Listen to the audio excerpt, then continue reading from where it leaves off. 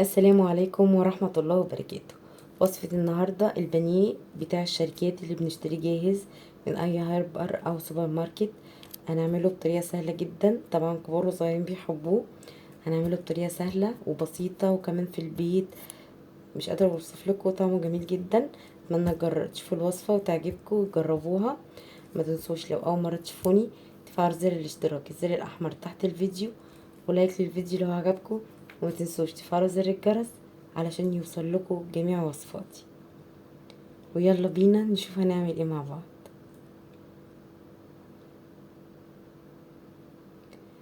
اول حاجة هنجيب خلطة البانيه اللي هي بالشكل دوت. ده شكلها بتتباع بردك في السوبر ماركت او من عند اي عطار، بيتباع سايب بالشكل ده. وده شكلها. هحطه في الكبة لانه هو بيبقى خشن جدا، ولو استعملته كده هينشف البانيه جامد من بره، وكمان مش هيمسك فيه بالشكل اللي انا عايزاه. فهطحنه واخليه ناعم بالشكل ده. نحاول ننعمه على قد ما نقدر، سواء في الكبة في اي حاجة عندك. انا عايزاه يكون ناعم بالشكل دوت. وبرضك في حبيبات فيه بس ما نعمتش قوي، بس مش مشكلة. اهم حاجة يكون ناعم، ما يكونش بنفس ما احنا ما بنشتريه من عند العطار او اي حاجة. لازم نفرمه وننعمه شوية. في نفس الكبة هجيب بانيه او صدور فراخ، هحطها في الكبة مع التوابل. مش هنستخدم هنا مش هنستخدم بصل فريش، هنعمل كل حاجة بودر. بصل بودر، توم بودر، فلفل ابيض، وكمان بهارات فراخ، وملعقة، وكمان ملح وجنزبيل. وكمان هنحط معلقة من النشا علشان يعمل لنا تماسك وما تبقاش ملزقة قوي. وكمان هنحط بيكنج باودر علشان كمان ما تبقاش مكتومة، وتبقى من جوه جميلة كده ومش مكتومة يعني. دي فايدة البيكنج باودر. وكمان النشا. هفرمهم لحد ما يبقوا ناعمين خالص. نحاول نفرمهم كويس جدا جدا عشان كل المكونات تختلط كويس، وفي نفس الوقت الفراخ ما تبقاش فيها قطع بالشكل دوت كده.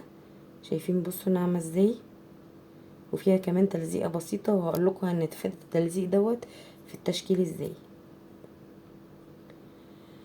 هنجيب كيس تلاجة وهنبتدي نفرده بالشكل ده ومية، وهندهن بيه الكيس اللي انا فرداه.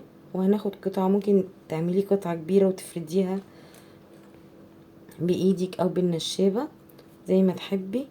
واي قطعة عندك بيضاوية مربعة، اي قطعة، حتى لو عندكيش قطعة استعملي زي اللي عندي دي.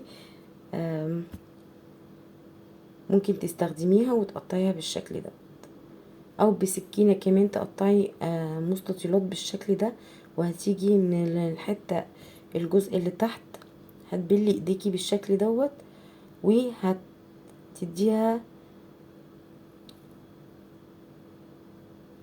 ضغطة من الجنبين من تحت كده علشان تدينا شكل البانيه اللي بنشتريه من بره بالظبط بالشكل ده. هنبل ايدينا بالشكل ده ونحاول نعملها بالشكل ده. هتعملي كل الكمية كده، ممكن تعملي تفردي زي ما انا قلتلك، تفردي الكمية كلها بتاعة البانيه وتقطعيها كلها مرة واحدة وتبتدي تشكليها بالشكل ده. ودوت كمان العرض التخن بتاعها مش عايزينه يبقى رفيع قوي علشان ما يتحرقش معانا. عايزين يبقى فيه تكون مليانة شوية، ما تكونش رفيعة ولا تخينة قوي عشان ما تبقاش نية من جوه، يعني في الوسط. هوريكم كمان واحدة.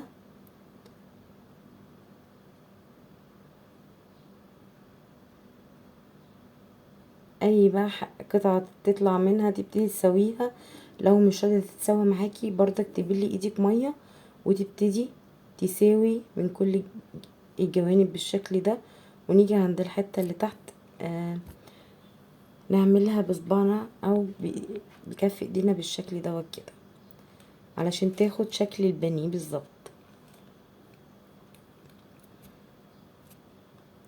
هعمل كل الكمية بتاعتي واحطها في التلاجة، لاني لازم العجينة تريح في التلاجة، بس انا شكلتها على طول. بعد كده هجيب قطع البانيه اللي احنا عملناها، هننزلها في مية متلجة، مش مليانة تلج يعني، بس مية من التلاجة، وهنعملها من كل الجوانب كده، نتأكد انه اتغطت تماما ببقسماط البانيه دوت. هنزلها تاني في المية وهنطلعها بردك تاني بالشكل ده، ومش لازم نضغط عليها زي ما انتوا شايفين كده بالشكل دوت. هنعمل كل القطع اللي عندنا بالشكل ده بدون ضغط ولا اي حاجة. شايفين بقى شكلها عامل ازاي؟ هبتدي ارصها في صينيه بالشكل دوت واحطها في الفريزر تجمد شويه. في الوقت دوت تقدري تحفظيه في علب، وقت ما تحبي تطلعي وتحمريه، او في اكياس تلاجة تطلعي وتحمري في اي وقت. سهله جدا وبسيطه لو يعني خزنتيها بالشكل ده. بعد كده هنحط الزيت، لازم يكون متوسط، ما يكونش عالي الحراره، يعني الحراره بتاعته تكون متوسطه،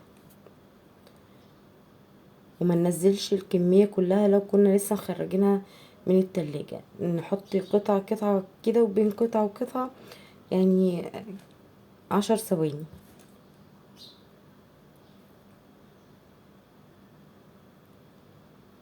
بالشكل ده كده، علشان ما يتحرقش، وفي نفس الوقت ما يتحرقش من بره ويبقى ني من جوه، وفي نفس الوقت يبقى مستوي وجميل جدا معاكي.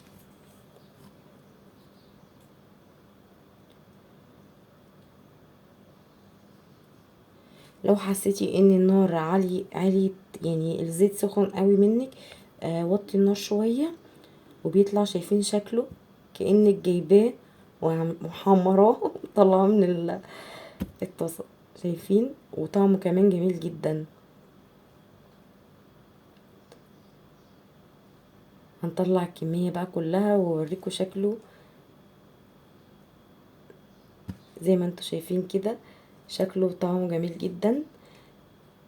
يا رب الوصفة تكون عجبتكم. لو الوصفة عجبتكم شير كتير عشان تفيدوا بيها ناس كتير، ولايك للفيديو لو عجبكم، واشوفكم دايما على خير.